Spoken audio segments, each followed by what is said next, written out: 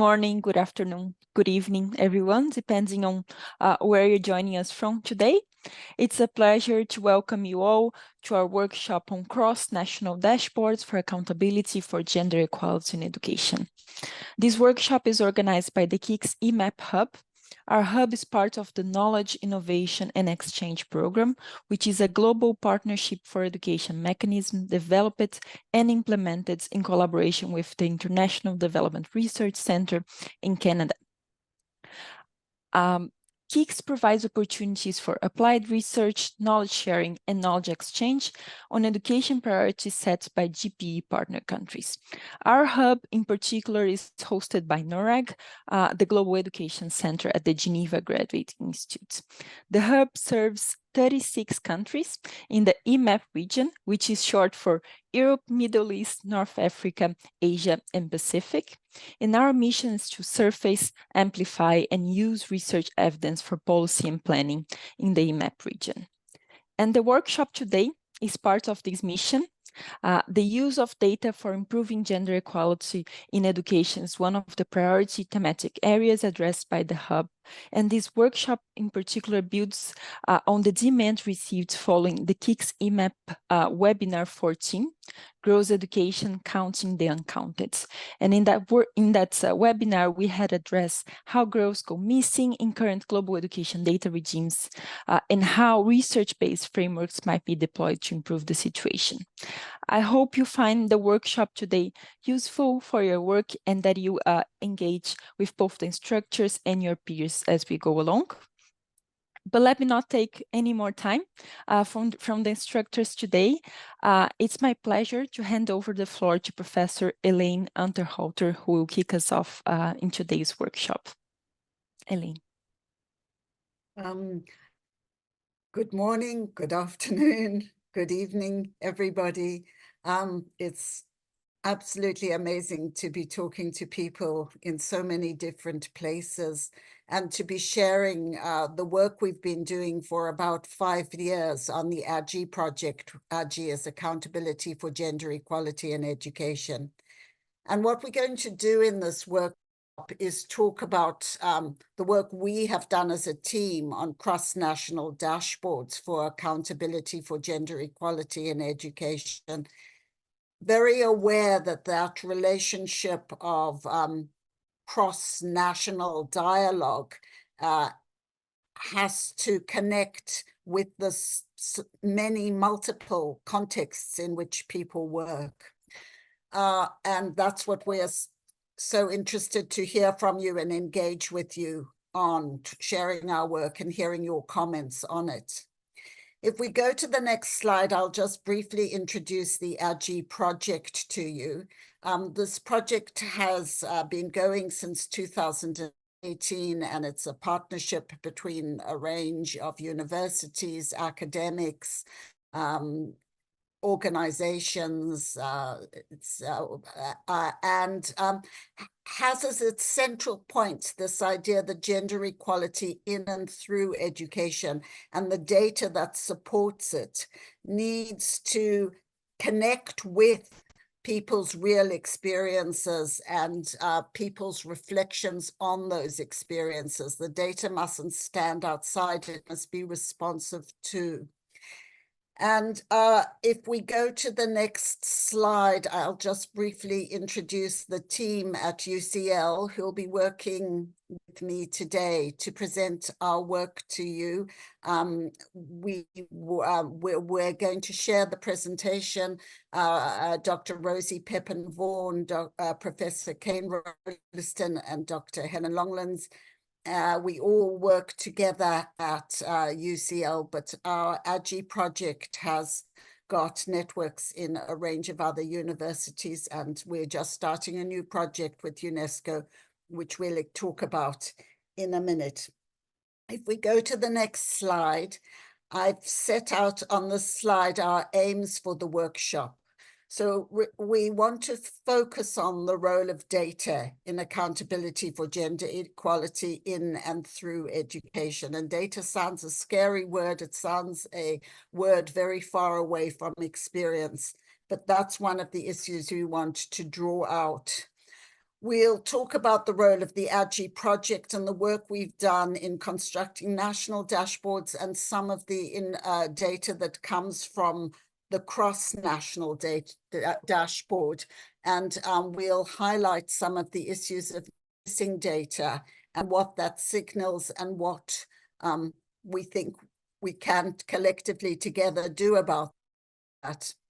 And then at the end, we want to draw out some of the organizational and methodological challenges in constructing national dashboards. If you were to pick up from some of the AGEE ideas and were to introduce them in your national contexts, what are some of the things we've learned from working with the AGEE dashboard in 2 countries in Africa, in Malawi and South Africa?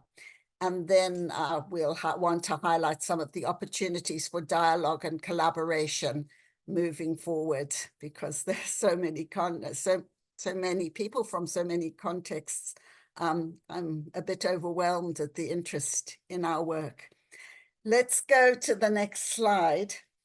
And what the next slide is raising, and we're going to now change to use the slides from the technical team, is we're very aware that gender is a controversial and contested and difficult concept.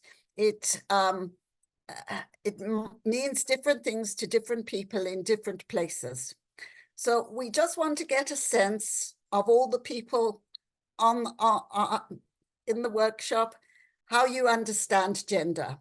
So if you've got a phone, could you scan the QR code and tell us how you understand gender? And we're going to look at meanings in English, meanings in Russian, meanings in Arabic, see where our collective ideas group or gather. So could you scan the QR code now? Or if you don't want to join from your phone, you could go to the, through your browser, use the code that's at the top of the slide. I hope that's clear to everybody. Let me pause and see if that's okay. And we start to get answers coming in. Let's see where they're clustering. I guess we'll start with some of the English ones, which are identities starting to get big. Equality is emerging. That's interesting. The social construction's going down to the bottom. Oh no, it's coming up again, large. Okay, and I'm seeing love emerging as a very interesting new slant on it. Okay, social contracts, equality and identity are emerging as the biggest. Can I hand to Veronica for her interpretation of what's coming through in Russian? Yes, sure. We have equality. Equality coming also in Arabic, Russian. equality. Equality. That's very interesting. That's oh, okay. Equality is also coming through quite strongly in English, but identity, which I guess is something more performed, is stronger in English. But okay, that's really interesting. I hope we can hold this as a set of ideas and maybe think about it in weeks to come, because while I'm going for the big ideas, the other smaller ideas might also merit comments. Veronica and Yasmina, are there any ideas that strike you in Arabic and Russian that we should also just keep bubbling in our minds? Yes, actually in Russian we also have social construct and Okay. identity, which is similar to the to the English concepts that we see on the screen. Green. And Yasmina, Also in from Arabic, we have diversity in natural system. interesting as well. Okay. So lots And to a think about. partner Sorry, Yasmina, go on. in constructing the universe. Okay. In constructing the universe.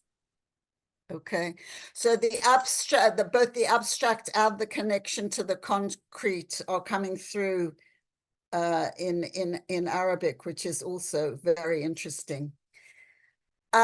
Okay, so those are the ideas in our everyday conversation and the kind of the concept we're working with, the things we're thinking with. I want to move more to the next slide where we're looking for participation. And we're thinking about work, the education organization you work in. We've got 4 different meanings. So think in your work organization, its policies and its structures.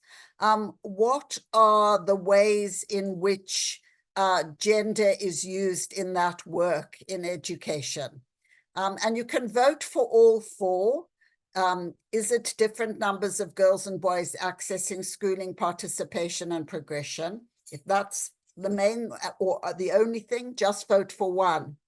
If also at work, people talk about gendered relations of power and powerlessness, together or only with 1 and 2, vote for 2. Do people talk about in your work that gender might be different in the classroom, in the playground, for teachers in the staff room, for you as education administrators or people who work in NGOs? Or do you understand, or is gender understood as defending and taking forward equal rights in and through education? So just vote again using the QR code, and let's see how we're trying to put ideas about gender into practice in the settings in which we work. I know people are voting, maybe thinking, and we'll wait for the results to come through. And see.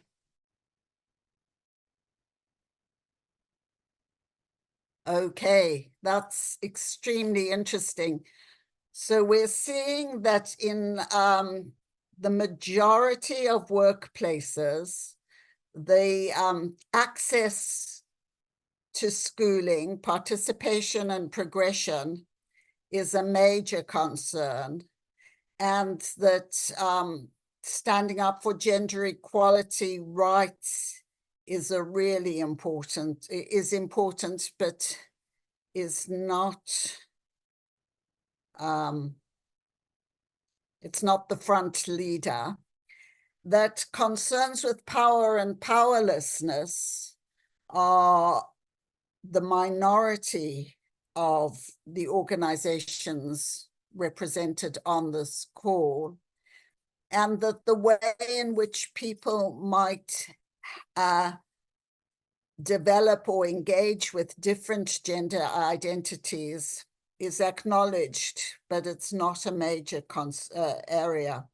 I think, you know, this is a rapid taking the temperature of who's on the call and what we're doing. But I think this distribution does represent where a whole nexus of concern on gender and education has gone. It's gone into access, it's gone into progression, it's gone into achievement. And there's been much less attention to looking at causes of unequal power and formations of powerlessness and how to address them. And I think that's one of the challenges we're going to have to look at in relation to the data, because I think the data is also going to represent that bar chart. If we go to the next slide, on the technical guide, we're interested in what measures your organization uses on gender and education. So these might be the monitoring and evaluation processes you use, whether or other data that is collected through censuses, or any data and measures you use.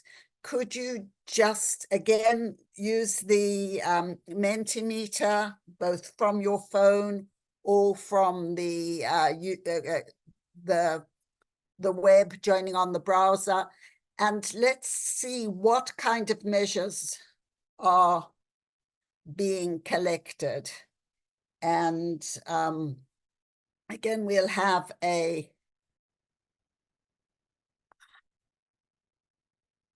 I'll turn to Veronica and Yasmina for a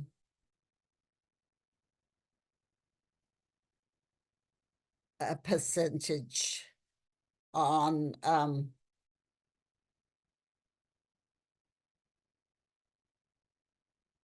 okay, so we're getting a range of different data sources coming through in English: numbers, surveys, specific M&E tools, numbers of scholarship for girls, looking at learning performance. I must say, I thought learning performance and learning outcomes would be coming one of the one that a lot of people were mentioning. But we're seeing a range of different forms of measures: CPD, professional development, budget and spending, assessment tools. This is a very interesting slide for me because of the wide range of data that your organizations are using. Veronica, could you, is that the sense in Russian? And Yasmina, could you comment in Arabic? Is it mainly numbers, or is it a very wide range of measures? There are no responses in Russian so far, but there is one in Arabic. So Yasmina, if you could. Yes, we have here educational performance. Educational performance. All right. So I suppose what this slide shows me, and people responding in Russian might be adding in a minute. There's one more in Arabic, Yasmina, if you wanted to just tell us. We have also enrollment rate of the education. Okay. What it tells me is that there's a wide range of measures being used by organizations, but they're not well integrated with each other. And maybe they don't connect well enough with the meanings of gender we were seeing in the first word cloud, and indeed the ways in which organizations are working with gender. The data that is being used is in a way the obvious data, but that we need to use data more critically to understand the relationships that are producing gender inequalities or sustaining them. And it's that the AGEE project was developed to try to help us understand. Rosie, if we go now to the slide, it's the one after the interactive process.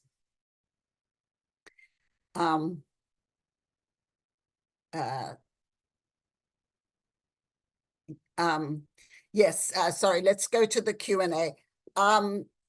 well, actually, I'd like to go to the next slide, Rosie, on the limits of gender parity, because gender parity is the major issue that has been the way in which data on gender has been organized. We've looked at girls and boys and counted them, looked at percentages. And what we haven't used data well enough, in my view, and when we set up the AGEE project, this is what we were thinking about, is that using data to think about gender inequalities, what caused them and what sustained them, we needed a more integrated way. On the next slide is these questions that I've posed in work I've done on the problem with gender parity as a measure of education access, quality, or concerns with different kinds of inequalities. Because gender parity, which is only counting girls as a proportion of boys, doesn't look at the many different ways in which gender inequality and the many different relationships and institutional formations and cultural formations and underlying structures that form those inequalities. So that gender parity and those measures that you were talking about might be necessary to describe something, but it's not sufficient, I think, to help us develop those processes of equality and moving towards change. And I think in organizations, the challenge of what we measure is a very political challenge. Are we only going to measure the things that work to maybe get children moving from one class to another? Or are we going to measure things that really matter about equality, about rights, about sustainability, and how we connect those two? And it's this aspect that we want to move to when we ask, how can we measure and how can we listen to a whole range of critical voices around the complexity in which people live and the difficulties in which they live in thinking about the measures. It was at this point that I just wanted, I know I skipped over the Q&A question, but I just wanted to turn to Russia to ask if there are any compelling questions for, let's me take 5 minutes now, and then I'll hand over to Helen, who will give a bit more background on the AGEE project. Russia. Yeah, not yet, Elaine. No. Yeah, I mean, in the chat, nobody has asked a question yet. Okay, thank you. Proceed, and then on the way they can add more questions. Thanks. I mean, we at the moment we're sort of setting up the problem, and I'm sure a lot more questions will come in relation to the as we describe the project, as we describe the framework. But I'm going to hand now to Helen, who's going to talk about the background to setting up the AGEE project and the work we've done together. Helen. Thank you, Elaine, and hello, everybody. So the timing of the AGEE project has been very fruitful or fortuitous in terms of linking in with current and recent high-profile international and national level initiatives and campaigns linked with gender equality in education. And this slide is an attempt to illustrate some of the breadth of that international interest in this area. So the Sustainable Development Goals and the 2030 Agenda, which position gender equality as central to a number of the different goals and to the agenda itself, and particularly gender equality in education. Then we have the UN Women's Generation Equality Campaign, UNESCO's key focus on gender equality, the Paris Declaration on Gender Equality, the Gender at the Centre initiative, which is a global alliance of civil society and international organisations interested in gender responsive education sector planning. Then the Advancing Gender Equality campaign launched by the Canadian government.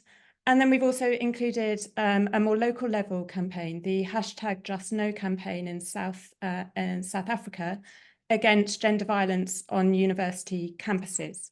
So that's just a kind of snapshot of some of the things that it links in the AGEE work, the work of AGEE links into. Next slide, please, Rosie. So as Elaine briefly mentioned earlier, И как уже the AGEE project, the Accountability for Gender Equality in Education, is a partnership between universities in the UK, Malawi, South Africa, and a range of international organisations, including UNESCO and other UN agencies, bilateral donors and civil society, which has been working to develop an indicator framework for gender equality in education and building a community of practice of people working or interested in gender equality in education. And so the project started, the seeds of it go back quite a long way, but the first workshop we held was in 2015. And then when we received the funding, we started the project in full in 2018. And the first phase ran from 2018 to 2021 and involved conducting a range of preliminary, conceptual and technical work, conducting literature reviews, discussions with UNESCO and the Global Education Monitoring Report, which is based at UNESCO, and then holding a range of participatory discussions and workshops and a series of interviews with a wide range of key stakeholders from government, academia and civil society in Malawi, South Africa and internationally, out of which we developed our draft AGEE framework, which we're going to show in just a minute, and our cross-national indicator dashboard. And this is where we started to more fully establish our ongoing community of practice around gender measurement and education. Then in phase 2, which ran from 2021 to 2023, we conducted further critical discussion and refined our AGEE framework in consultation with practitioners, policymakers and researchers. We launched our AGEE website and we developed our approach, or began to develop our approach to selecting indicators for different iterations of the AGEE dashboard.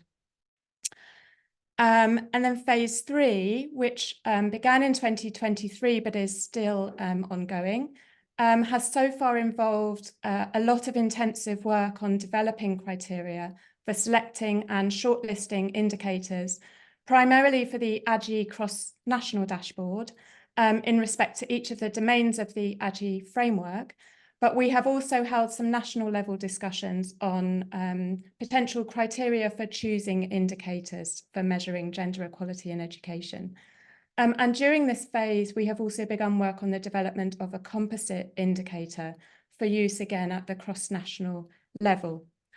And then phase 4, which has very recently begun, just at the beginning of this month, involves deepening our work in Malawi and working with UNESCO offices in Kenya and Indonesia to try and help address some of the disconnections between global, national and local data collection and analysis processes, auditing existing data, identifying missing data, and using participatory processes to consult on and trial the collection and analysis of new data. And we'll say a little bit more about that work later on, I think. Next slide, please, Rosie. Thank you. So the process of developing the AGEE framework, this is our AGEE framework here. So the process of developing this has been a multi-layered and collaborative process with various stages of consultation and refinement. So the AGEE framework sets out 6 distinct but interconnected domains through which to capture information about the relationships between individuals, institutions and contexts. And in developing the AGEE framework, we have drawn on the capability approach, which is a normative multidimensional framework for conceptualizing equality and development, developed by Amartya Sen and Martha Nussbaum, along with other scholars. So by defining educational inequalities as inequalities of capabilities in and through education, we aim to have a measurement framework that includes dimensions of freedom. So not only resources and outcomes, but also information relating to opportunities, processes, and freedoms to participate in education, and then the role of institutions, norms, and values. So the 6 domains of the AGEE framework are, as shown here, resources, values, opportunities, participation in education, knowledge, understanding and skills, and outcomes. So resources relate to the goods and services required for a gender equitable education system, which include, for example, money, policy, schools, trained teachers, administrators, support workers, and other types of information. The value domain relates to information on norms. So, for example, provisions in constitutions, or the World Values Survey on attitudes to gender in education. The opportunities domain relates to the policy context and the economic and social environment. So encompasses laws, national curricula, and ideas about kind of the policy context and how this is put into practice, and gendered aspects of the political, economic, geographic, and cultural and social environment, gender relations within educational institutions, and so on. Participation in education domain considers gender differences in the capability to participate in education and levels of participation and progression of girls and boys in all levels of education. So this, for example, would include looking at differences in participation in education by socioeconomic status, location, race, or ethnicity. The knowledge, understanding and skills domain includes learning across all areas of the curriculum, so not just literacy and numeracy, but also including values around rights, gender equality, and other forms of learning and teaching. Outcomes domain, and we understand this is understood in a very broad sense to include economic empowerment, political participation, and speaking out against gender-based violence. So by gathering information across all 6 of the AGEE domains, it is possible to provide a much richer picture of gender equality in education system than we've had before through focusing solely on the gender parity measures, as well as a range of forms of inequality and marginalisation. The AGEE framework is also designed to be flexible to context, so that it's possible to get a sense of levels of inequalities and capabilities across different locations and situations. So flexibility and responsiveness are very important because of the variability of data availability and issues across different regions and countries. And we'll be talking a little bit more about that in a moment. Next slide, please, Rosie. So yes, as mentioned, by drawing on the capability approach, we have aimed to develop a framework based on a more theoretically grounded conceptualization of gender equality in education. And by combining this in-depth theoretical work with the in-depth consultations in Malawi, South Africa, and with international organizations, we identified those 6 domains for measuring gender inequalities in education. So there were previous versions of the AGEE framework, which we have refined through this process of participation. And then through a process of reviewing other accounts of creating dashboards and indices linked with either a gender equality or gender equality in education, and through a further process of in-depth consultation, we have developed criteria for selecting indicators for the cross-national dashboard. And then finally, the selection of indicators for the cross-national dashboard has involved a process of mapping and auditing cross-national data sources that are available that relate both to the theoretical review as well as earlier consultations and also to the criteria for selection. Next slide, please, Lucy. Thank you. So there are other existing measures, which I'm sure many of you are familiar with, that attempt to capture information about gender and education. But these still rely on gender parity measures. So, for example, the World Inequality Database on Education, which we've kind of shown a little snapshot of here, has been developed by the Global Education Monitoring Report at UNESCO. And this aims to highlight education inequality within and across countries to inform policy design and public debate. So the focus of this database is on the education system and on enrolment, progression and attainment, and therefore still connects in with gender parity issues. And it doesn't capture gender inequalities within and through school. In contrast, the AGEE framework looks at issues beyond gender parity, as we've shown, and thus allows us to build a more complex picture of educational experiences and factors that affect and determine educational inequalities by gender. Next slide, please.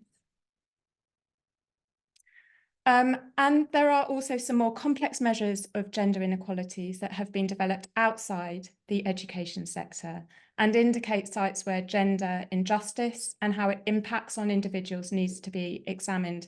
And here we've included the example of the UNDP's Gender Inequality Index. But this also has, and along with the other kind of frameworks around more complex understandings of gender inequalities, still have a limited focus on education. And so this is where the AGEE project can complement these frameworks as well. So, for example, the gender inequality, the UNDP's Gender Inequality Index is designed to reflect inequality in achievement between men and women in 3 dimensions: reproductive health, empowerment, and the labour market. But in terms of education, it also relies on a measure of gender parity, looking at the proportion of adult females and males with at least secondary education. And so the AGEE framework, like the UNDP framework, is informed by a definition of equality based on the capability approach. But AGEE, in contrast to UNDP, focuses specifically on education and how gender relations and inequalities affect educational capabilities, freedoms, and opportunities. Next slide, please, Rosie. And so this diagram is an attempt to visualize the AGEE approach and the in-depth work that we're doing through the project around identifying, planning, and advocating for better data on gender equality in education to improve understanding of gender inequalities and measurement and monitoring processes. So we start from an underlying concern with groups who are excluded or marginalised in terms of gender and what data is missing. Then our work has involved consultations at the local, national and international level around what needs to be measured, but also what is missing. And we've been doing our own audits of what data is available and exploring other potential sources that haven't yet been used. And then we combine this, as kind of explained, with the theoretical work based on the capability approach around defining what gender equality in education is and how it might be measured.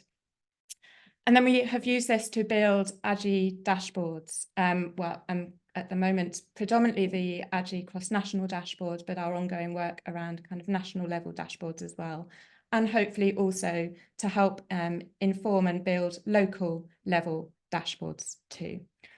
So while these dashboards can provide an evaluation of the level of gender equality in education in a country, they also highlight which data are missing, and so they can play an important role in advocacy for improving data. And ideally, this will lead to better data in the long run to better inform policy and practice, but also feeding back into the AGEE process to improve AGEE dashboards. Next slide, please, Rosie.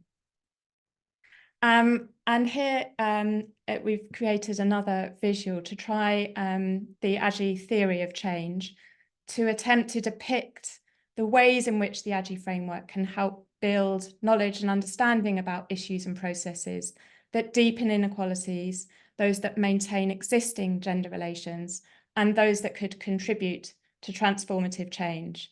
And again, the purpose is also to support accountability processes linked with gender equality and education.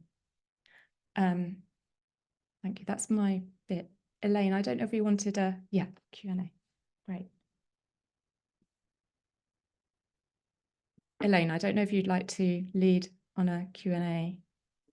Hello, hello, Helen. We've got Yes.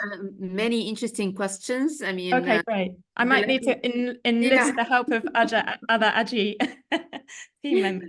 Yeah, we have, I mean, it seems that the interest is growing in the AGEE project from all the workshop participants. And we have a number of interesting questions here. I would start with this one from Strayank Han from Cambodia. She's asking, how will the dashboard inform policy decisions related to gender equality in education and ensure no one is left behind? Can it highlight areas for targeted interventions? So that's the first question.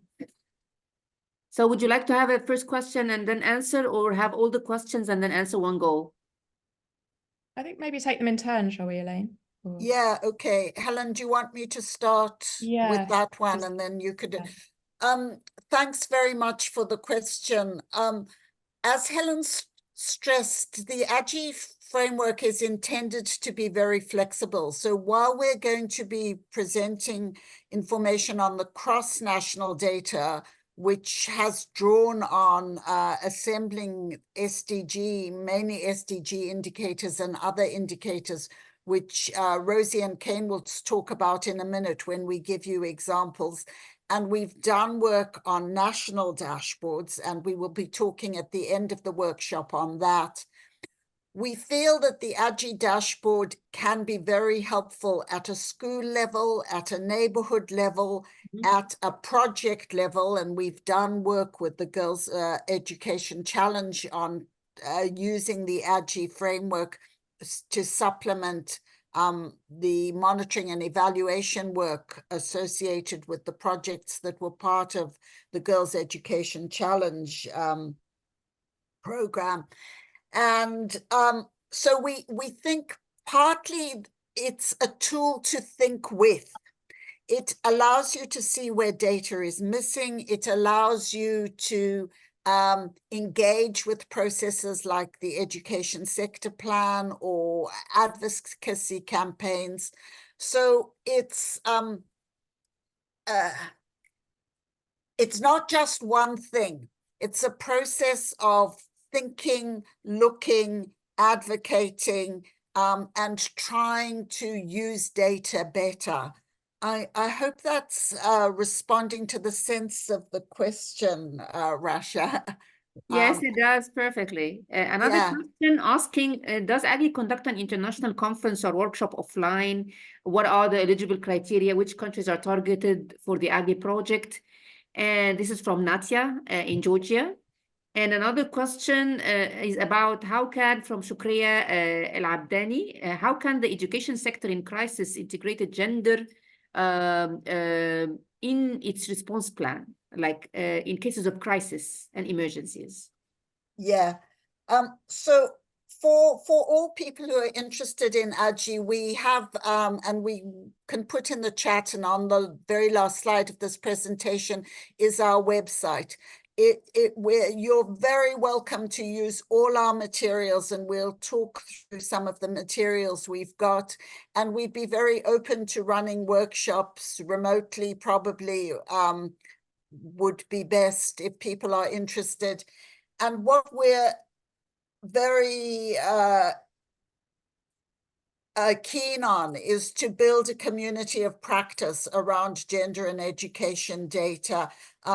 UIS convened a conference in Paris in February looking at better data, and there was a panel on gender. We'd really like to build out from these processes because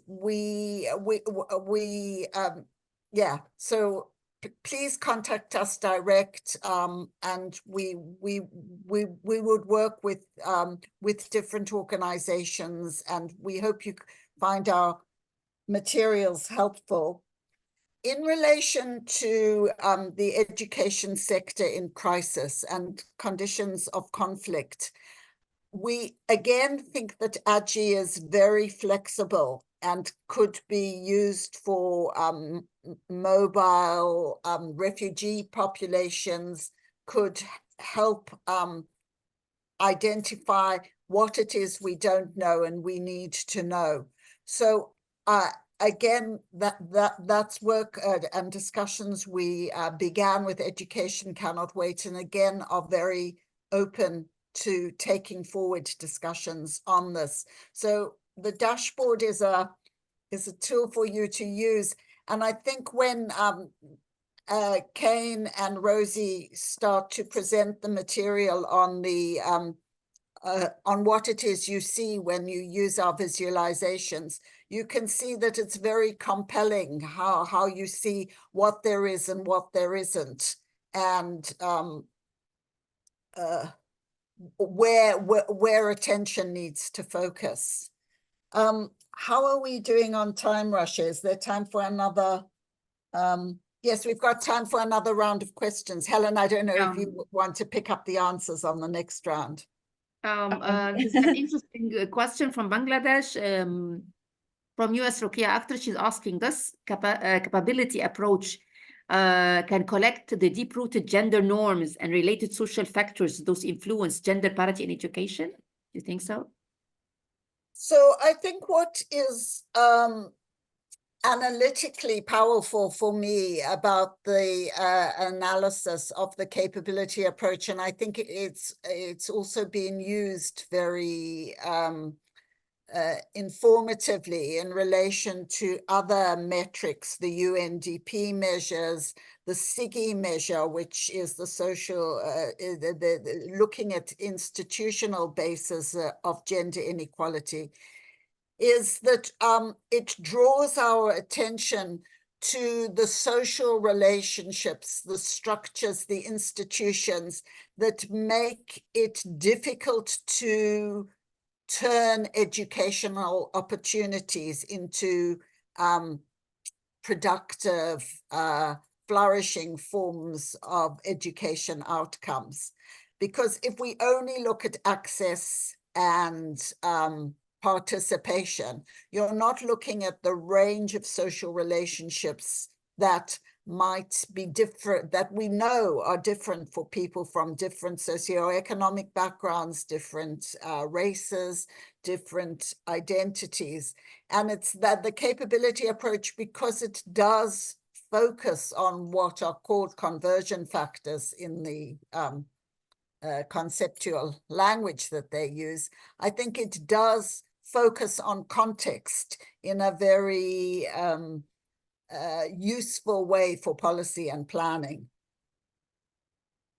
There's another question on data. I mean, Angela Arnott from PNG, she's asking, the problem is that where there is severe gender disparities, such as in PNG, there is very limited data.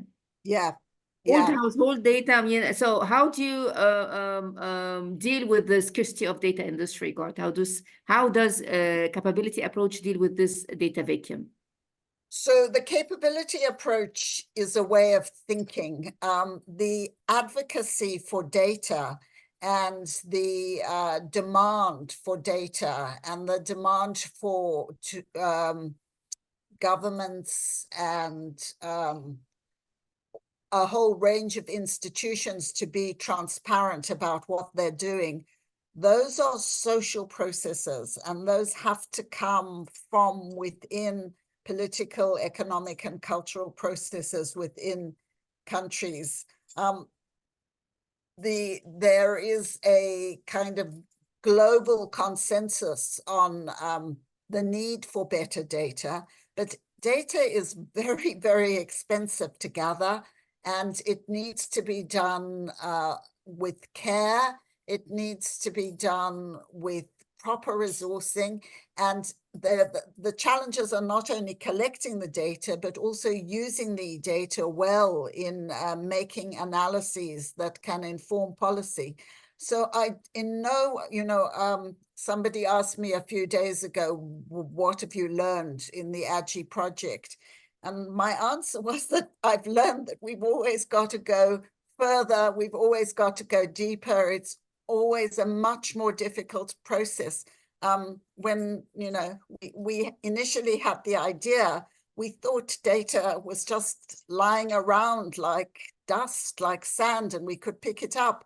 We've learned exactly what the colleague from PNG is saying. It's difficult. And even countries that have got good data collection processes, they can't always process the data in ways that are usable by policymakers. So there's a huge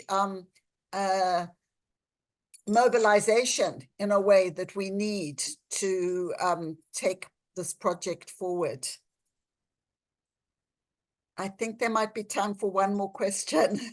All right, for one more question from Mr. Bashir Al-Hamoudi, and he's asking whether gender equality in education is based on enrollment rates only. There's no diagnostic data as well, back to data, includes subpoints that clarify the limits and areas of gender parity and equality and equity.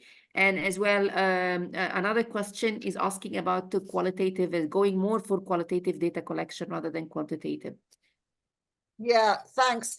So I think where we started off with the AGEE project was that the focus on data 20 years ago or 30 years ago was on enrollment rates. And then it was clear that enrollment rates didn't tell you anything about attendance and didn't tell you anything about learning outcomes. And a big effort has gone into improving data on school attendance and on learning outcomes. And you can see from the diagram Helen showed about the AGEE project that participation continues to be part of the AGEE framework. But I think now, as your participation in the word cloud showed, and as so many of the questions are raising, it's clear that participation in school can't be separated from an understanding of the social conditions that make for various forms of inequalities, and that we can't just address participation in school. We have to also look at the causes of the inequalities that lead to unjust exclusions from schooling and very unequal outcomes in different countries in the world. And that's what the AGEE framework is. Partly it's a sort of diagnostic, and partly it's a process of demanding more data in order to take forward those initiatives for change. So it's stepping off from the initial perception that counting number of enrollments was important, but we don't want to just stop at one thing. We want to create a much more informed view of how education sits in society and how society interacts, political, economic, and social processes interact with education, and use data wisely to promote change around equalities. Shall we pause? I know there are. I think, yeah, because of time management, we should go ahead. Thank you. Thank you. Thank you for selecting the questions for us, Rasha.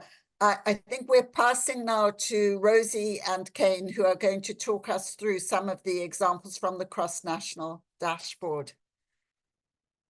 Thanks. Thanks very much, Elaine, and hello, everybody. It's lovely to be here with you.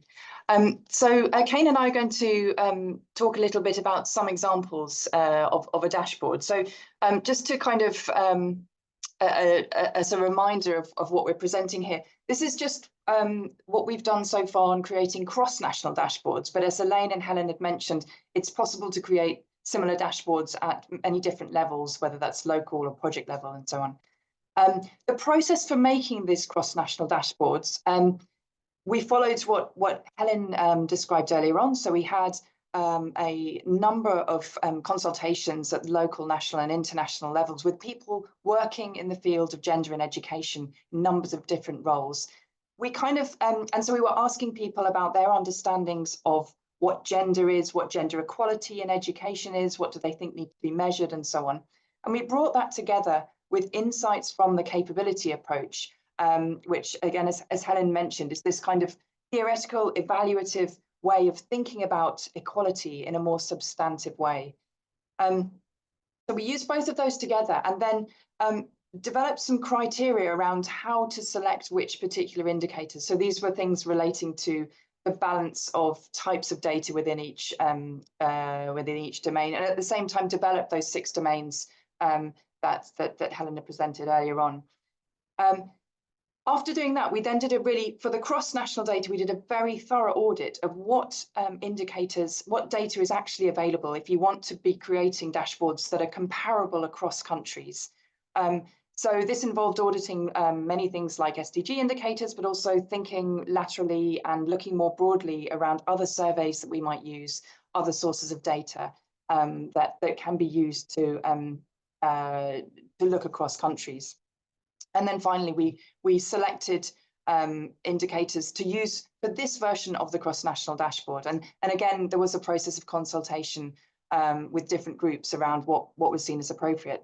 So what we're presenting today is based on that final list of indicators for each of the 6 domains for the cross-national dashboard. And it kind of, at this stage, we're actually been working with 6 spotlight countries, and we're only going to be presenting data from 2 of the spotlight countries today, Bangladesh and Indonesia. This kind of hopefully will give you a bit of a picture about how the dashboard is shaping up. And as you'll see from what we're presenting as well, it's been helpful, but also a little frustrating because we've realized how much missing data there is. And there are some sort of, even though some of the indicators, for example, we're taking from the SDG database, there are missing values for many countries. And it's been a very interesting exercise to kind of look at the reasons, look deeper and look at the reasons why some of those values aren't there for some of these key indicators. So that kind of fits in with the advocacy line that Helen and Elaine were talking about. And one of our key aims is, of course, to think about how to improve data and how thinking both sort of creatively and conceptually about what we want to be measuring here, and then bringing that together with kind of practical ideas about what steps, what can we use at the moment and what steps might be needed to get the sort of low-hanging fruit of data. So in the next few slides, we'll be presenting data from Bangladesh and Indonesia, obviously 2 very different countries with different histories and different economies, different education paths and so on. And we're not doing, I just want to emphasize, we're not doing a kind of comparative analysis or interpretation here, but we wanted to just put up some of these examples for you to see how the dashboard can be working. And especially to hear from you about what you think about this as a way of exploring the multifaceted nature of educational inequalities. So we'll talk, we're just going to go through each of the domains briefly and show some example data. So the first domain, which as Helen mentioned already, it's resources. So this was highlighted as important for education in many of our consultations. It's not the whole story about what is important in education and inequality, but these are still an important part of the gender education and equitable gender education system. So the data that the variables we've been using for the cross-national at the moment, just partly because of what's available, relate to the ability to track gender finance and also the presence of single-sex toilets at different school levels, and then a balance of, so actually a gender ratio of teachers at different education levels. Kane, do you want to come in to talk a little bit about is Kane here? Sorry, thank you, Rosie. Oh, yes. Sorry, Kane. So just on this, for this sort of technical aspect, so that people can understand exactly how these things are calculated, the idea is that more gender equality is represented by a larger bar, and each of the variables is rescaled so that 100 would be the maximum amount of gender equality and 0 would be the minimum amount. So here, in respect to the fact that there are 5 indicators, the maximum score that a country can get on this domain would be 500. So you can see that actually Indonesia is doing quite well, a score of about 350, which indicates that on each of these variables, they are close to or getting close towards the maximum amount of gender equality. These are fairly rudimentary indicators, however. I would think that we might be able to add some more in the future. We've got some other candidate variables. These really just represent the availability of single-sex toilets and the equality of teachers at each of the levels, primary, secondary, and tertiary. So in order to get 100 here, you would have to have total equality between men and women in the teaching force. So for example, Indonesia here is getting a higher score than Bangladesh because it's got a greater level of equality in the teaching force at secondary and tertiary levels primarily. Can we show the next slide where we represent this the same data in a slightly different way? And just to add as well, actually, of course, one of the measures that we had on the previous slide, the gender finance tracking, we initially had included this, but I understand there's not a measure for Indonesia at the moment. So one decision we're having to make is if a country doesn't have a variable, whether to sort of impute something for that or not. And we're currently wondering whether or not we should score a country at 0 for not having the gender tracking measure, which is part of the SDGs. So those are the kind of decisions we're having to make. Just to give the next diagram. Yes, so I think you'll see in some of the future domains that there are more sophisticated measures than we have on resources. But on this one, the way that this graph works is that a country which had a circle or a line which was close to the outside of this circle would be reaching the maximum amount of equality on each of these variables. And so the radar graph is intended to show areas where a country could improve in order to improve its total score by getting closer to the outside. And so you can see that the orange line, which is Indonesia, is slightly wider than the blue line, which is Bangladesh, but they are actually performing better in different areas of gender equality with respect to resources. So again, the same point that, for example, on women teachers in tertiary and secondary, Indonesia is getting quite close to the outside, which means a high level of equality. However, on single-sex toilets in lower secondary school, Bangladesh is close to the equality mark, and so doing better in that area. So back to that question, I think that someone asked in the chat, how could it be used for policy? Well, it ought to be able to help us to think about what areas a country should prioritize in order to improve gender equality in respect of each one of these domains. Thanks, Kane. So the values domain, we have a much larger number of candidate indicators here.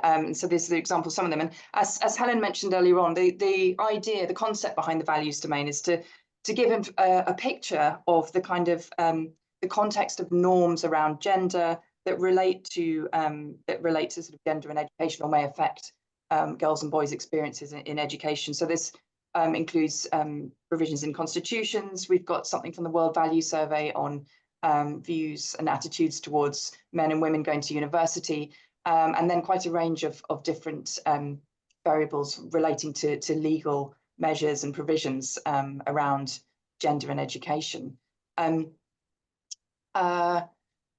So for the, and I know that we were missing a couple of these, I think, for Indonesia and Bangladesh, so that may be why then they may not feature in this bar chart as well. And one of the dilemmas we have is whether to replace, what do we do if some of the complex measures around legal provisions, so some of the SDG indicators, for example, rely on the countries answering questionnaires with sort of 30 or 40 questions on the legal provisions around gender. And if that hasn't been completed by a country, when it's not necessarily easy to substitute something else in for that measure in the way that it might be for some of the other, more straightforward educational measures. So this is one of the dilemmas we're having at the moment, is whether to swap things in. Nonetheless, it is quite complete for these two countries in this domain. And I think maybe it helps to answer some of the questions that are coming up, like, for example, what are the factors which may, promote or otherwise gender equality in the countries Indonesia and Bangladesh? Well, it's not an in-depth qualitative study which would look at, the cultures and histories of these countries. It's just, at this point, a set of indicators which we can use. But behind those indicators are all sorts of phenomena, subjective and objective phenomena. So the last one here, we've got women's access to higher education, the views on women's access, which is taken from a World Values Survey, which is conducted in a large number of countries, that is subjective. So that's telling us about what people think. And the question there is specifically about whether women should have equal access, whether women are an equal priority in higher education. And actually, both countries don't score particularly well on that, which means that not a high proportion of people felt that it was of an equal priority for men and women to access higher education. However, on many of the conventions and the international bills of rights and so on, both countries have actually signed them. So the maximum score here would be 1,000, and both countries are, I would say, doing better than many countries in similar economic circumstances there. Thanks, Kane. That's the This represents the same thing. And again, you know, the orange line closer to the outside, it's right on the outside when it comes to signing particular agreements, the Convention Against Discrimination in Education, for example, because that's either a yes or no. So if a country has signed it, they get 100 for that, and their point on the circle would be right on the outside. If they haven't signed it, it will be 0. So that's why you get a slightly strange shape for some of these dimensions. But actually, on the values, I mean, again, I think it's useful to understand that a country might do quite well on values and not very well on resources, or not very well on, for example, opportunities, even though it does well on values, because simply signing a set of agreements doesn't necessarily mean that those have been implemented in practice. So that's why the domains will give us a different picture on some of similar concepts, which is quite useful. Thanks, Kane. So the opportunities domain is the next one. There's quite a lot of candidate indicators in this one. The thinking behind this domain is to sort of give a sense of the economic and social context, which is often, you know, closely related to the sort of policy environment as well. And as Lane was saying, it sort of relates to the concept of conversion factors. For those of you familiar with the capability approaches, the sort of things that might determine whether individuals are able to access resources. So this covers a range of sort of things that are meant to relate to the opportunities that people may or may not have, and whether there's a gender difference in those sorts of opportunities. So you can see there's 2 lists of those here. We're kind of looking both at things relating to health, internet use, and so on. And this is how, so this is how the 2 countries sort of shape up. I'm just looking to see if there's any information on the missing data as well. I know that I think actually the only all here for this one, actually, it's quite good, quite complete. Yes, I think it's quite complete. And so the child labour, which measure, which was one that we were taking from the the SDGs, we didn't have a value for Indonesia, but we've imputed something else from another study that seemed to be representative.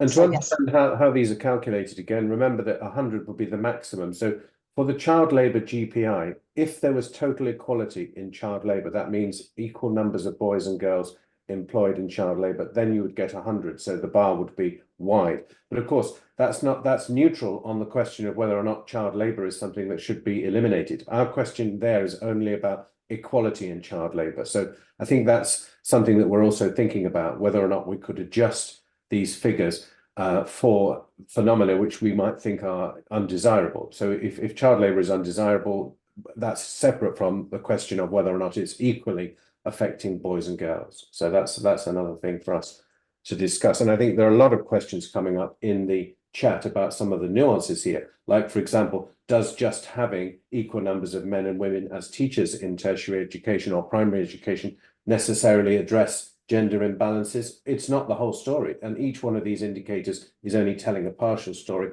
And there's always something behind that. So, you know, we are aware of those limitations. And I think it's very useful to get these comments and understand how in different contexts, having more women teachers might be more or less supportive of gender advancement for girls in school, because that depends on much other wider features of the system.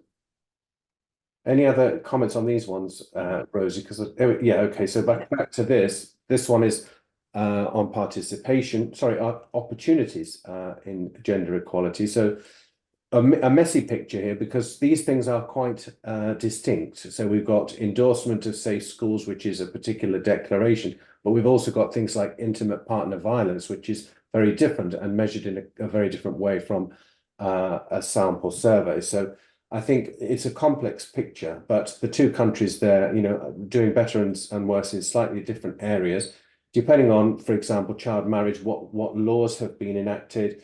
Child labour is a more factual question about that. You can see that there in Bangladesh, there is a big gap between what boys and girls are doing in child labour, a smaller gap in Indonesia. Stunting, I mean, that tells us really about whether or not girls and boys are equally affected by the phenomenon of stunting, which is about nutrition. And actually in both countries there, the figure is close to 100, which means that stunting affects boys and girls equally. Thanks, Kane. I'm aware of, I think it's quite good that we just go through the different domains, but there are, I'm sure there'll be lots of interesting discussion points.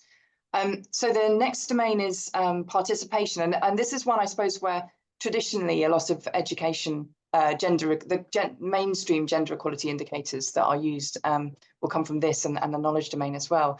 We've obviously here included quite a few of the traditional measures around access and completion, but we're also trying to get a sense of gender across a broader area of participation. So we're trying to include information on technical and vocational education, and also things like if there's significant gender differences in the experiences of bullying. So, you know, it's interesting to see, for example, whether there are more girls than boys or more boys than girls experiencing bullying within school. Yeah, that's what we're trying to do here, is kind of look at participation, but get a broader range of factors that might be playing into and affecting gender differences in participation. And I think we don't have any, for these two countries, we didn't actually have any missing data at the moment. Some of these are built on SDG indicators, but as I said, some of them are coming from other types of surveys as well. And these are all, again, pretty much gender parity indices. So 100 is total equality, 0 is inequality. Some of those are slightly different, like the experience of bullying, but again, it's a gender parity index, even though it's a subjective question. So the question is, do boys and girls experience bullying equally? And that is slightly more the case in Indonesia than in Bangladesh. But actually, both countries have got similar scores overall on this participation domain.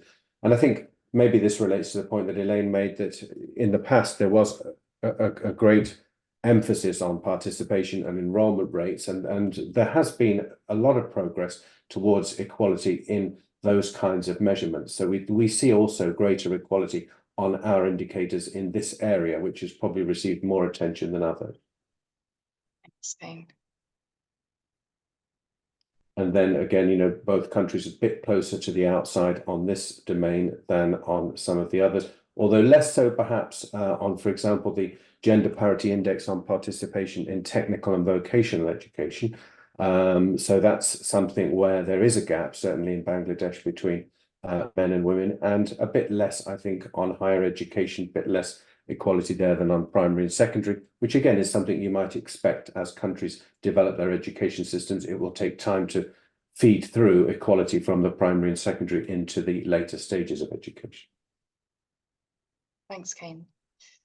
Then the knowledge domain, kind of as with participation, we're aware that there are many sort of traditional education measures relating to knowledge, and we're, as much as possible, we really want to get a broader sense of knowledge. So learning across all areas of the curriculum, not just measured in relation to literacy and numeracy, ideally. And you know, we would really like this to include things like, what do people learn around values relating to rights and gender equality, and also information on other forms of teaching, the forms of teaching and learning that are taking place.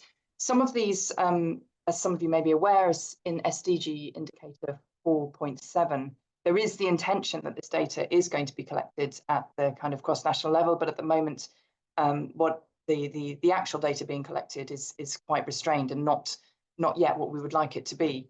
So there's a kind of aspiration around this domain in particular. I suppose we're not quite able to at the moment, but we're still trying to include. So some of the more basic measures relating to knowledge, but also we've got so formal training for adults, and whether there's gender difference in the levels of that, so a kind of adult education indicator. And then interesting to look at the gender balance in people taking STEM subjects. I think that's just at the higher education level at the moment. It would be really interesting if we could get that for other levels of education for secondary as well. But at the moment, it's not possible. As we said, though, you know, if you were doing a dashboard like this, but at the national level or even at the local or regional level, it might be that there are more indicators available that could be drawn on to create a kind of more a richer dashboard as well. Many of the constraints that we've got here, we're trying to select indicators that will be present across a number of different countries. And I think we've had to miss one off here. Is that right? We've missed off, what is it? Partly because I think there wasn't it's the training, the adult education. I think there wasn't a measure for Bangladesh at the moment, so we've left it off these charts for the time being. But that's something that I think we should be able to have a value to put in some way in future. Yeah, so it looks like, you know, in some ways the scores are fairly similar between the countries. I don't know, would you say that, Kane?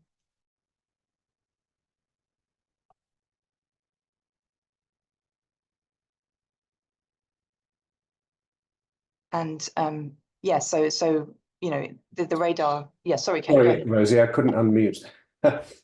Yes, that's right. So there's more similarity here between the two countries, but I think there are certain areas where there's definitely less equality overall. And I think one of those is the STEM subjects. So in both countries, there is a high degree of inequality in access to STEM subjects at university, more so in Bangladesh, but nonetheless, both countries.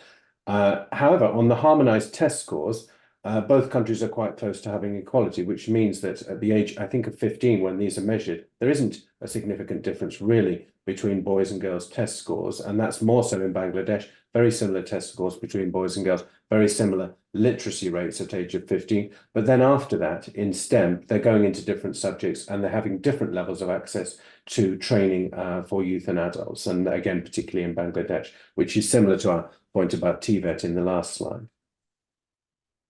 Thanks, Kane. And then the last domain, so outcomes, and educational outcomes are often discussed in relation to gender equality. And I think we similar to the last few domains, we kind of wanted to try and take a broader perspective and think about what sorts of things might be related to the level of the gendered experiences within school and the different types of educational experiences that men and women and boys and girls might be having.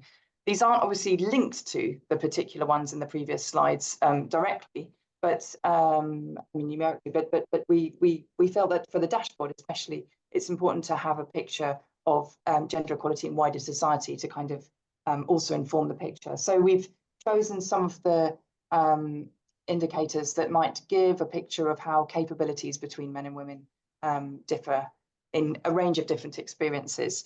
So here we've got something about levels of poverty and differences between men and women.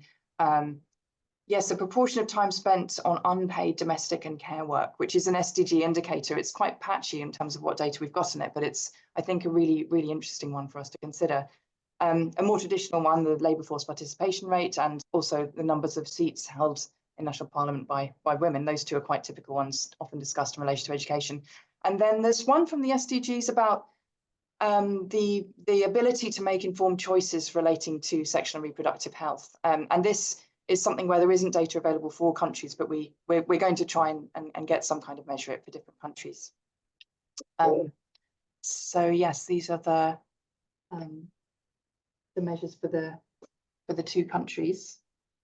And these are not specifically, as you said, not specifically about education, but these are areas where we think education or gender equality in education might contribute to broader gender equality in society. And as you can see here, both countries are quite low on the proportion of parliamentary seats held by women, so in political equality terms.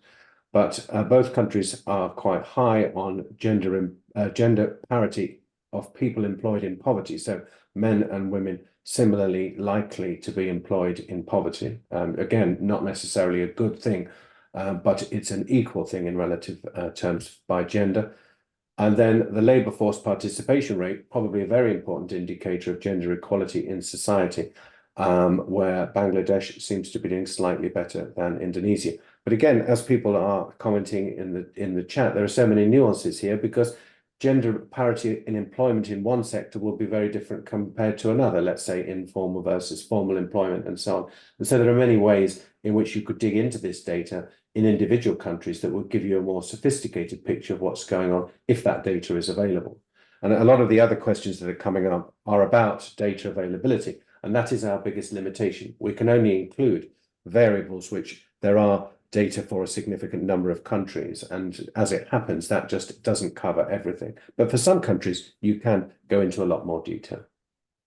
Thanks, Kane. Yeah, it's a really important points about the nuances, and again, you know, things like the parliamentary seats held by women is a very blunt measure of women's political participation. It's usually blunt, and we're very aware of these limitations. And I suppose part of what we want to be doing is encouraging debate and thinking about what else would we need to collect. And as I said before, it might be possible to use more nuanced measures if this was only done at the local or a more focused national report as well, which would be really interesting to do. But yes, it's been very interesting for us to have this challenge of trying to bridge between what are blunt measures, but trying to still create something that's better than what's gone before, and somehow gives a bit more of a nuanced picture of the overall snapshot of gender and education. This is the radar diagram for the outcomes, which... By the way, on that first indicator, we should have said the full definition, which is the proportion of women who make informed decisions about sexual and reproductive health, I think. Yes, that's right. It's there on the last one, the bottom one of this slide. So yes, it is actually an SDG indicator, and data coverage isn't great at the moment, but it should be improving. So it's an interesting one that's moving forwards, I think. And there, I think you could say, you know, room for improvement for both countries. And perhaps sometimes I think, I don't know if you agree, Rosie, that in most countries, there's probably more equality in the education system than there is in other areas outside of it, like, for example, the labour market and some of these other domains. Certainly politics seems to be an area in most countries where there is greater inequality than there is perhaps in education. And I think that's an interesting line of inquiry for us to take. To what extent does the Gender Equality in Education Index provide predictive power about other sectors of society? Are they very distinct, or are they closely related? Well, yes, exactly. Yeah. Go on, sorry. Exactly, Ken. And I think that puzzle is one of the things that I suppose drove us forwards, I suppose, to try and want to get more information about what goes on in education, because there are some really interesting cases in many countries where, according to the more traditional measures of gender equality in education, you know, it may seem that girls are doing as well as boys, or if not even better in terms of attendance or participation. And then this may not be sort of coming through in terms of what's happened in the labour market in the last 20 years or so. I think at the moment at the cross-national level, we are limited, as Kane said, in the data that we can get to give a more nuanced picture of the gendered processes and the different forms of inequality that occur in educational spaces. But we really do want to encourage debate, I guess, and to hear from people about what other data needs to be collected to help us give more of a picture. And of course, what happens in education is not the only determining factor of the outcomes in wider society. But it's, I think, important to get more of a picture about what's going on. If we look, for example, Rosie, that GPI of time spent on unpaid work, I mean, that's an interesting one. So Indonesia is showing that there's almost equality, almost total equality between men and women on the time spent in unpaid work, whereas in Bangladesh, there's very low level of equality. But the nuance behind that is probably quite complex. So what kinds of work is it that men and women are doing, and how is it counted, and how do people respond to that question in those two countries? I suspect in reality, the gap is not as big as that between those two countries, but culturally, there are different kinds of ways in which work is assigned. Yes, and I think for that measure, if I'm right in remembering, we've had to impute the data from a different kind of so it's not necessarily measured in exactly the same way. They are both measures of some form of unpaid work, but that's an example of how we'd need to kind of look, as you said, more closely at the nuances of exactly that. I wonder if we should move. I'm aware of time very much. This is the last slide, which kind of is comparing across, well, 5 of the domains at the moment. I think this is partly because we're discussing doing a composite indicator which wouldn't include the outcomes as well as part of that. Is that right, Kane? Why it's the reason is here that if we add the outcomes as well, I think it can be a bit confusing because the outcomes aren't about education specifically. So this represents the equality domains in education rather than what that might lead to in broader society. And so here again, total equality would be an orange or blue line all the way around the edge. Total inequality would be a dot in the middle. So both countries are somewhere in between, and actually not massively different, I guess, but with Indonesia doing slightly better on all of those domains, but with some variation. So I think the weakest area for Indonesia, if you look at it that way, might be the knowledge domain. There's more inequality in the knowledge domain in Indonesia than elsewhere. But again, you know, making that kind of comparison has to be done in a very sort of careful way because it's only based on a small number of indicators. But I think presented in that way with all that nuance, it's complex, but it really does then help to unpack how these numbers are created and what they can be interpreted for and how they can be used then to guide areas of policy or areas of focus, what needs to be improved and what are the areas that are the greatest challenge to improve. Some of these things will require a lot of resources, some wouldn't, for example. Yeah, and it's interesting actually looking at the diagrams. They're kind of almost similar shapes, even though they have different sizes. So that, yeah, it's interesting thing, different ways of presenting the data. We've just got one slide to finish off, I think, which is, I suppose, about thinking about. I mean, we're very aware. We're hugely aware of the limitations of the dashboard, and what we've presented today is very much the sort of first draft of what we've been doing on these 2 countries, and that there is missing data, and of course a huge number of qualifications and nuances relating to each of the indicators. And you know, even if we did have data across all the countries that we're looking at, which we don't at the moment, it is a very blunt model, and it's definitely not a direct measure of capabilities in and through education. But we are kind of trying to use this, even though it is a blunt measure, to kind of give more insight into the different pathways that may have that have, you know, why gender equality is at the current state that it is in different countries. And as Kane said, maybe can suggest more tailored policy responses. So trying to have more nuanced discussions around the different areas that may need attention in different countries. And equally importantly, though, so I suppose we want this to be able to be used for lobbying for different kinds of data collection and future improvements moving forwards. And particularly through using this dashboard as a way to identify gaps, we can maybe think about identifying what is the kind of low-hanging fruit, or what sources of data are nearly available but not quite usable at the moment, that might just need a certain amount of resource input or a certain amount of lobbying, strategic lobbying, to get data into the public sphere so that it could be used. And in line with that, it's very interesting to think about, like, how is data important in accountability, which is, of course, as Elaine was saying at the beginning, one of our key concerns with this project is that it's ideal if data isn't just a kind of something that's used as in a top-down way, but that it's something that different groups can be involved in discussions about, and especially local groups who may want to have really important insights about what gender and education issues there are and what information needs to be gathered, and having access to data that can be used to hold people in authority and organisations to account for what's being provided at the local level. In that sense, I think it's a starting point, isn't it, for many other activities? That's where it's most useful. It draws attention in a comparative way to a wide range of data and then raises a lot of questions, but it doesn't provide all the answers to those. For example, in India, the participation rate of women in the labour market has been falling in recent years, which is not something you'd necessarily expect, but we can't answer why that is. But we would be able to include that in our indicator, and it would be then an area that would be highlighted as an issue potentially, but it doesn't help you to understand all the forces behind it. That's another kind of work, isn't it? Yeah, thanks, Kane. I'm really aware of time. Should we move on to the so I think the next slide is do we have any time for some questions? Sorry, Rasha, I'm sure that there's there are many burning questions, but I'm happy that many of the questions have been answered on the chat by Kane and Christine on the spot. But we can take a couple of questions if time would allow it. The issue of female leadership has come in many questions. So have you looked into the indicators on women in school leadership as being principals in the position?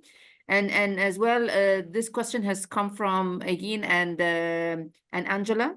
And as well, Bashir has reiterated is that there is a UNESCO report indicating that the best schools are the school run with a which is led by female principals. So have you looked into the female leadership components? Yes, we and it for a while was one that we were really hoping to include. Thank you for the question, and it's a really important issue. We were hoping to include it at the moment for the cross-national data. It's not there in at a level that we can use it across enough countries. However, for national level studies, local level studies, I think in many countries there is that data available, and so absolutely, I think it would be super interesting to use that and important. And it's a great example of trying to think about what other measures might give an indication of how gender works within institutions, within educational institutions. So thank you. Yes, yeah, I hope we can use it soon. Another question by Rada Sawadik. She's wondering about qualitative data that would explain the results and the reasons and the root causes of inequities. So the highlighting education, women choosing not to work for a variety of reasons, or if you've mentioned something about STEM education, about where like female teachers teaching science and math, for example. Yeah. Yeah, also really important questions. So this data that we're doing for the spotlight countries, it's going to be accompanied by, and as Kay mentioned as well, the need for qualitative discussion and insights of what we've presented here in a very blunt manner is very important, and we'll be writing sort of policy briefs to go with the spotlight data that we've been presenting. Kane, I don't know if you wanted to also come in there. No, I agree. I think that's exactly right. It's a diagnostic tool more than an answer to all those questions, but it does really stimulate the debate in a way that you couldn't have the same level of debate without this evidence. I think that's what it's really useful for. Yeah, I think we can move forward, and then more answers would come on the way. Thank you. Thank you, Rasha.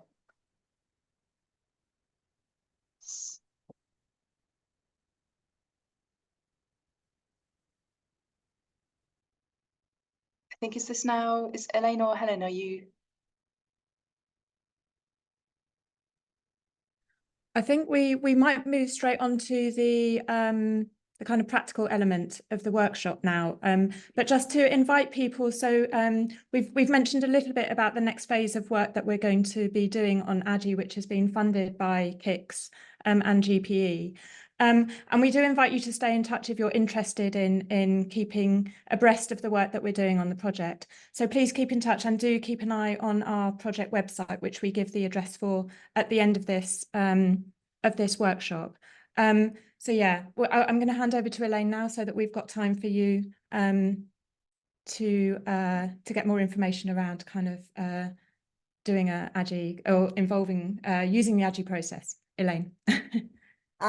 Thanks, Helen. So as Helen was mentioning, the next phase of our work, this Bridging AGEE project, which will be looking at the relationship between local level AGEE dashboards, national level and the global level, and trying to think about some of the questions people have been posing in the chat about how we draw on qualitative data and how we draw on issues around disability or specific groups that are discriminated against in particular contexts. We're wanting to look at how what the process is about connecting discussion on those themes. But if I move now to the last part of the workshop, which is really about what we learned from working on the cross-national work which Rosie and Kane have presented to you. And I think you saw that putting those data together allows you to ask specific questions, and they're questions both of what we know and what we don't know, and what's the quality of the data we have. And these insights from the cross-national dashboard, I think, are particularly, or I hope will be helpful to you if you were thinking of building national dashboards for the countries in which you work at, because the cross-national dashboard, which Rosie and Kane were producing, is drawing on SDG indicators and global databases, because we have to be able to compare apples and apples and apples across all those different countries. But in national settings, I think there's a lot more flexibility and a lot more potential to draw on wide data census.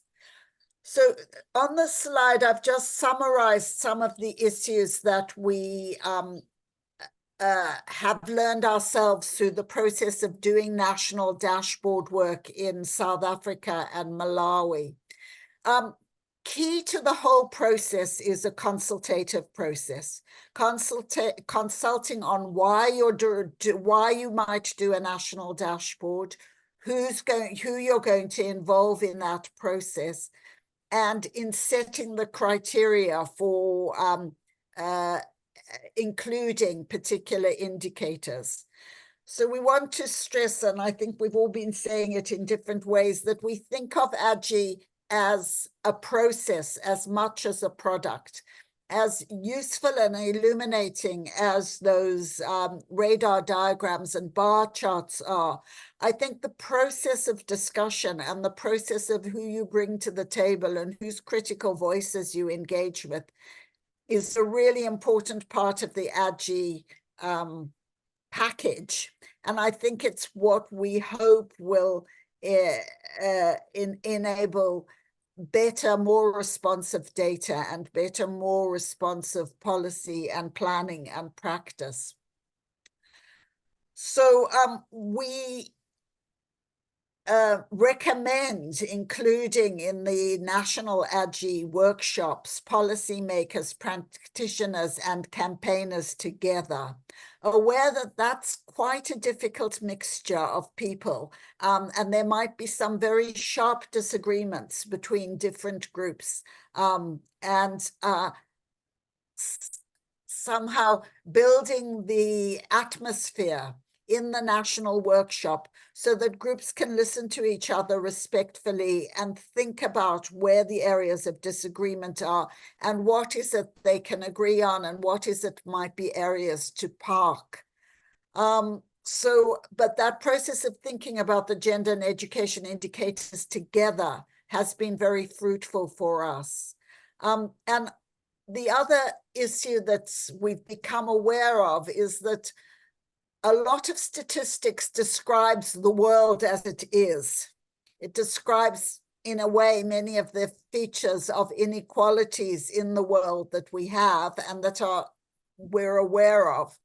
It's a much harder task to start to think about indicators about a world that we want to be. So I know one of the early questions posed in the chat was about what are you doing about disability?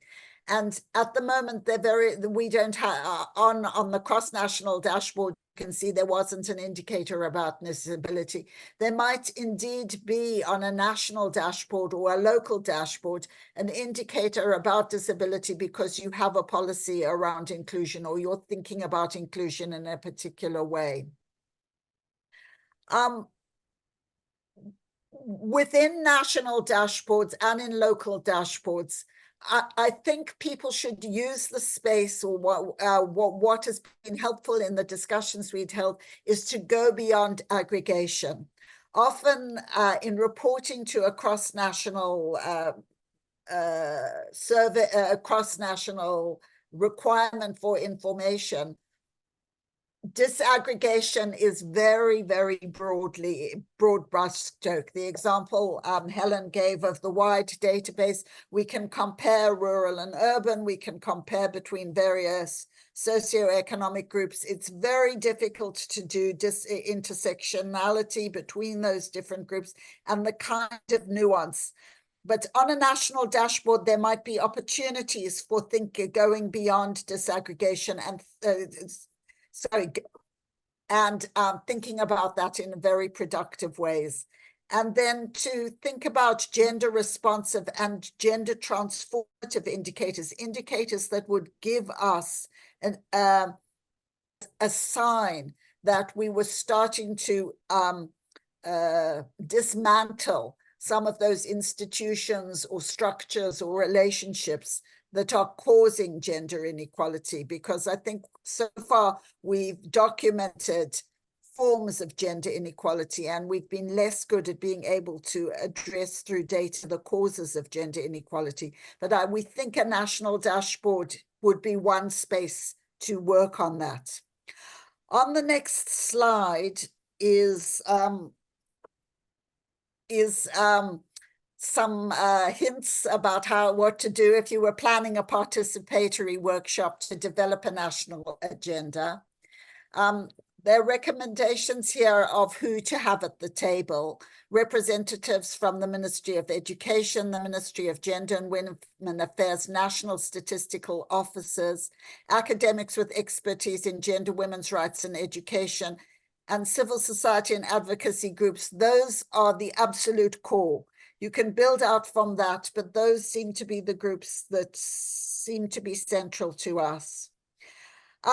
It's important to take account of where this consultative workshop might come in a planning cycle. Is it close to drawing up the education sector plan? Is it at the end? An education sector plan? Where are you on SDG reporting? There are a whole range of issues. Where are you in relation to the election cycle? There are a whole range of issues that will feed into the timing for the workshop. We think it's important to be attentive to those, because those will set the flavor of the aims of what the national dashboard is trying to be. There's on the next slide, I'll show you an agenda template. This is an agenda template, and you can look at the reports of our workshops in Malawi and South Africa at the agenda and the aims. If we go back to the previous slide, Rosie. We have a list of documents that you can prepare: draft aims, draft criteria, because people need to come to the workshop having done a bit of work. It's a very, very intense process to spend the day in a national dashboard meeting. But the more you prepare and the more the documents are written for people to engage with, the better. And then we suggest building out from the indicators that once you have the draft criteria, you can build out from the draft indicators on the cross-national dashboard, and then build in ones that are nationally relevant. So the ones that have been, the question about head teachers in leadership positions or policies around disability, all of that could be built in as indicators, but we have a kind of skeleton that you could build out with, and you can subtract or add, but we hope it's a resource that you could use. And then we think that the end of the national planning meeting should have a next steps template and time frame. And thinking about missing data is that, Rosie, I think there's a next step slide, 2 slides on. Yeah, this is draft next steps to be used in closing affair. So thinking about a validation process for the national dashboard, thinking about validating the criteria to be used, thinking about a team to lead the process of selecting the data, training and materials, looking at if there are important missing data, how would you advocate for those data? Where's the funding? And there's the reporting. So there's a whole cycle of a process that has already been started in some countries that we hope you could build on. So on the next slide, which is a Padlet,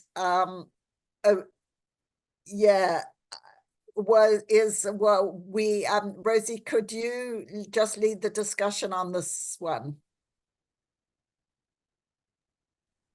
Yes, the idea, so we've got, I think 6 different questions, and we would love to hear from you. I know that time is short for the end of the workshop, but if you haven't used Padlet before, I think you can either use the QR code there, or is there a link that people will go in the chat as well, I think? And Yes. when it takes you to the page, under each question, so you can see the questions numbered 1, 2, 3, and 4. So these are questions relating to both how is education and gender data already collected by your organisation, but also we would love to hear from you on what you think should be collected and what is missing and so on. So there's a range of questions about moving forward. Please click on the plus sign, which is being very helpfully circled there. And that will open up a little sort of sticky note for you to write your answer on. And as I understand it, those writing in Russian and Arabic will have their answers translated, I think. And then you have to submit. So once you've written your comment, there's a little button to press for submit, and then it will post it up. And so ideally, we'll have a nice sort of wall of comments and thoughts for people to share. Thanks, Rosie. So while people are doing that, which is in a way setting an agenda and reflections for work I hope we might be able to do with KIX going forward, is probably some rounding up thoughts from us. One of our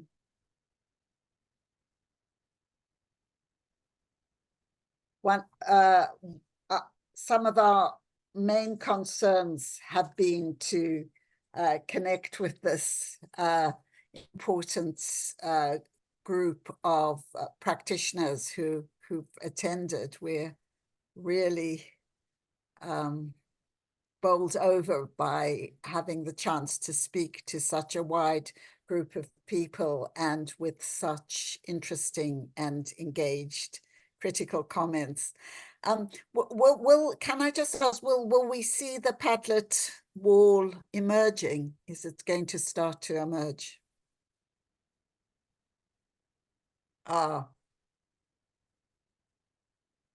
Yes, I'm starting to see it.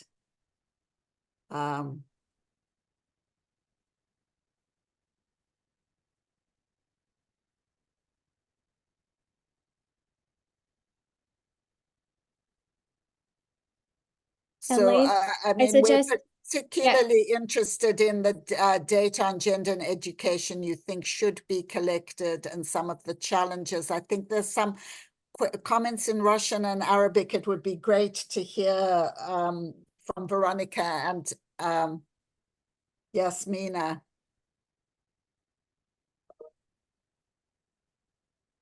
About data on gender and education, those entries under question 2 and 3 in Russian and Arabic. Could we, Veronica and Yasmina, I know we're short of time. I don't know if you wanted to give us a flavor.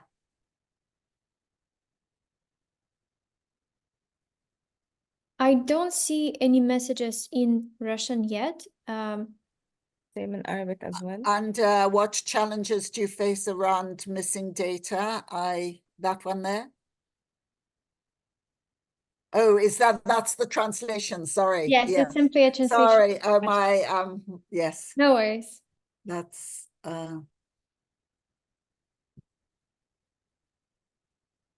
We have an answer for the first question yes. on the enrollment rates for the girls and for the boys also in the schools. Yep. So it's clear that enrollment data is what's largely being collected, and people are stressing completion rates. People are talking about barriers for advocacy. I guess we should look under question 3 and 4. For the question 2, we have an answer. It's street children, trainees for education, girls, people with disabilities. Okay, okay. And if we look at 4 and 5, we're not training, yeah. This is a lot of to be asking from you after a 2-hour workshop, but maybe again, if we go to the next, could we just go to the next slide for now and then maybe come back to this in a minute? This last slide, Rosie, is the AGEE website, isn't it? Yeah.